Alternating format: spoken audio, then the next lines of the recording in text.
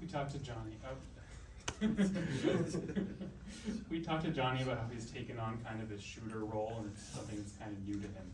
Do you expect that to be the role that he continues in on offense for much of the year? Do you think he'll work in more of the athleticism he has? Yeah, I mean, I look at it a little differently, but to me, he needs to shoot the ball when he's open, because he's one of our better shooters. But he needs to play, you know, and so, yeah, I'm not gonna, he doesn't have a shooter's role and not a be aggressive role too. But he'll probably be more aggressive as he gets more comfortable. So, yeah, I don't look at it that way, but that's how he probably feels most comfortable now, because he probably doesn't feel as comfortable as, you know, as far as making plays off the bounce yet. Bill, how does your defensive pressure from Friday night rank up there with some of your better defensive teams? I actually think that we did, for the most part, especially the first 10 minutes of the game, I thought our switches were really good.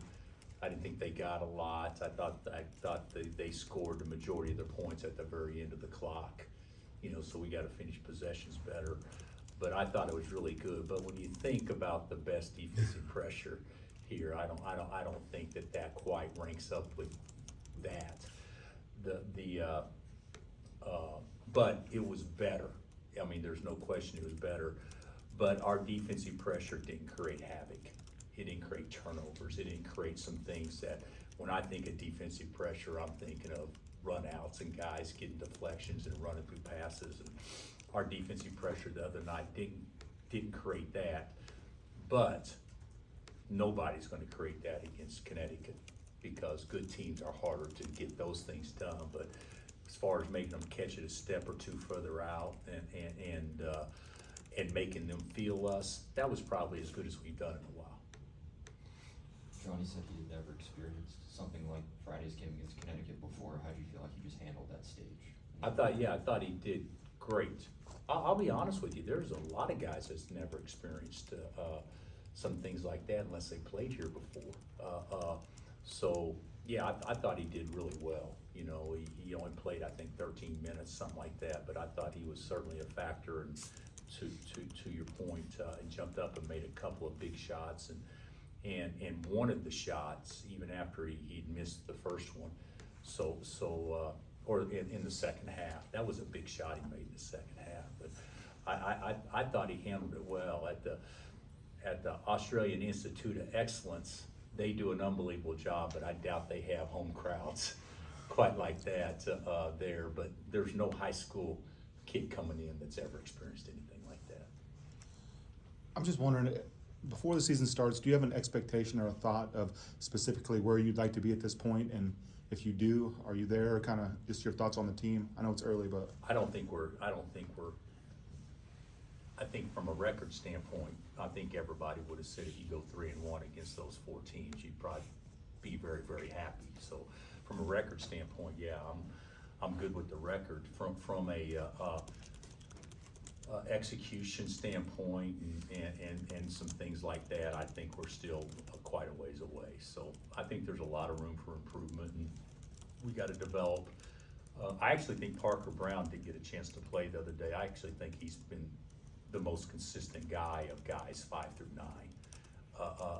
It's just hard to play him when Hunter's not in the game, because you lose so much scoring, you know. But I think he's been the most consistent performer of those guys. But we still got to develop guys and get guys playing where they can play in a big game and us not take a step backwards when we sub.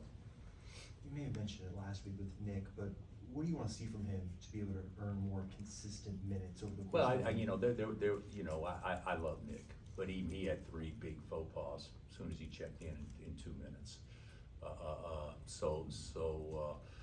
You know, we got to do better, and to be honest, in a game like that, one possession could be the difference in winning and not winning. So he's got to get where he obviously understands maybe better of what we're trying to do from a scout report standpoint, and also, you know, with what we're trying to run and competing on the glass and things like that. But he's going to be fine. But that was not the game for him the other night based on how he got started. We also talked about wanting to be more aggressive. Just what do you think of his shot selection against UConn? Well, he didn't make any floaters. So I didn't think Juan had his best offensive game by any stretch. He missed KJ for an uncontested lob that led to 3 points for the other team when they got the deflection. I mean, he can do better in a lot of ways, but if we didn't have him, who would be out there handling the ball, that kind of stuff. And he's playing so many minutes, and his body's not built for playing 37 a game. But I thought the floaters that he missed the other day were the exact shots that I think he should be shooting. With such a big game last Friday and Missouri Saturday, how do you emotionally approach this one? We practiced yesterday, and it was absolute awful. So today I'm hoping will be a more realistic day than yesterday, and KJ's back, so we'll at least have all our full complement of guys. So I think tomorrow's feel for the game will be a lot dependent on how we do today in practice. I'm a big believer you play like you prepare, and we didn't do a good job with Eastern Illinois at all last week, and we need to do a much better job today and tomorrow for UMKC. But from an emotional standpoint, and granted, it's football, you get 7 days to recover, and basketball, usually you get 2 or 3, that should be enough. But I could see yesterday that our guys were still exhausted after a Friday game. So hopefully today will be a lot better. Do you think, do you stress to them how much this game means to Kansas City? UMKC, Yeah, what do you think about Kansas City? Yeah, we'll talk, but we say things like that all the time. But yes, yeah, we'll talk about that. There reaches a point in time, in my opinion, where you say things, and a lot of times coaches say things and they get credit for it or not credit for something. The bottom line is the ultimate responsibility is on the players to get themselves ready to go. You can't do in my opinion, you don't do pep talks, 40 pep talks a game. I mean, a year, trying to hit every right button. There's a point in time where, hey, guys, got a job to do. Let's go out and do our job. And then when you take that approach, that allows your talks to be much more effective when you have them. I think if your parents talk to you every single day, they'll reach a point in time, oh God, here we go again. But when mom or dad comes in there that one time a month, where that one seems to stick home a little more. So I want our guys to get to the point where they don't need to be pumped up to go out and do their job. And certainly, I at least that's the way I've always felt. And we'll get to that point with these guys.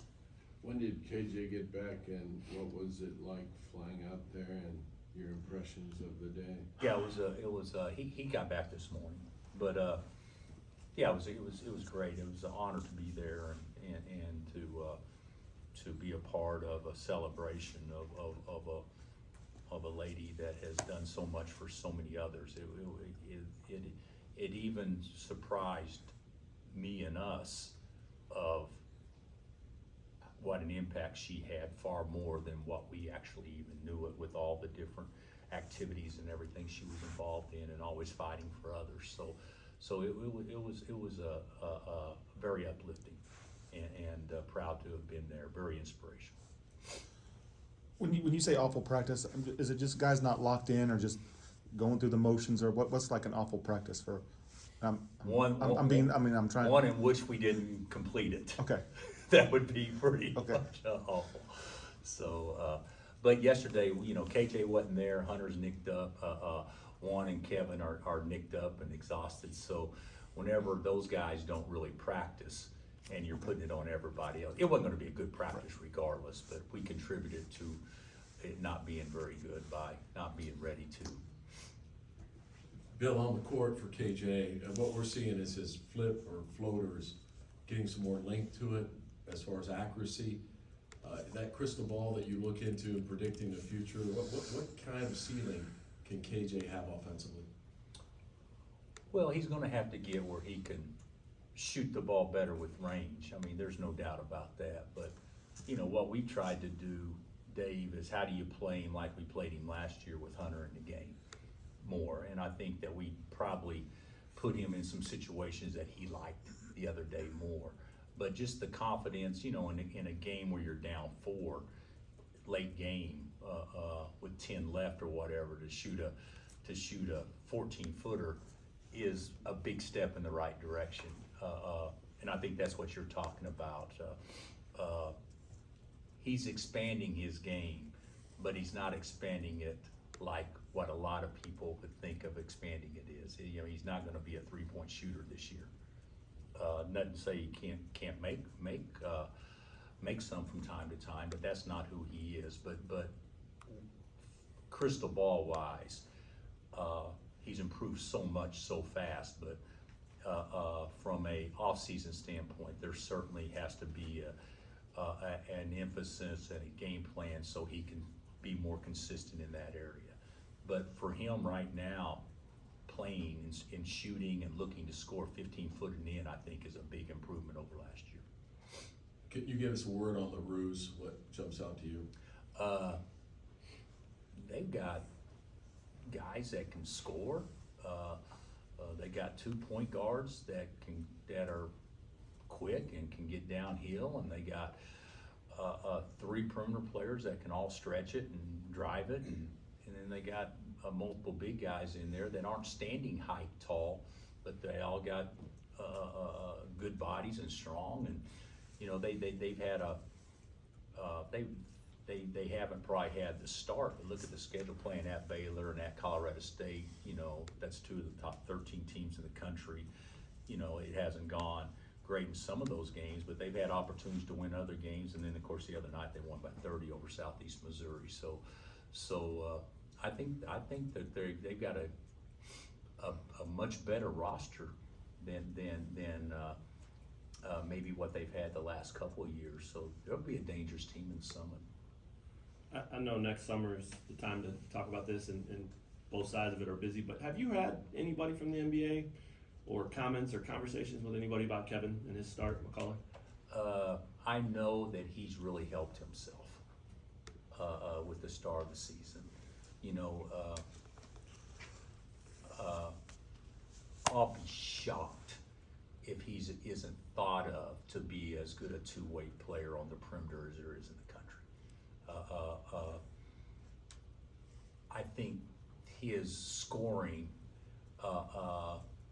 has made people look at everything he does more intently and give him more credit with everything else, because now he's become more of a scorer. So it's not like he's 10 times better in the things that we know he can do. He's just as good, and then he's adding the aggressive offensive mentality. So I think he's off to a great start. You know, he's not going to score the ball, even though he is right now, as consistently as what Ochai or Jay Will has done. But up until this point, he has, and he's just been great. And defensively, and what he does, defensive rebounding and everything, that's as good as we've seen. I mean, he is a terrific basketball player. Anything else?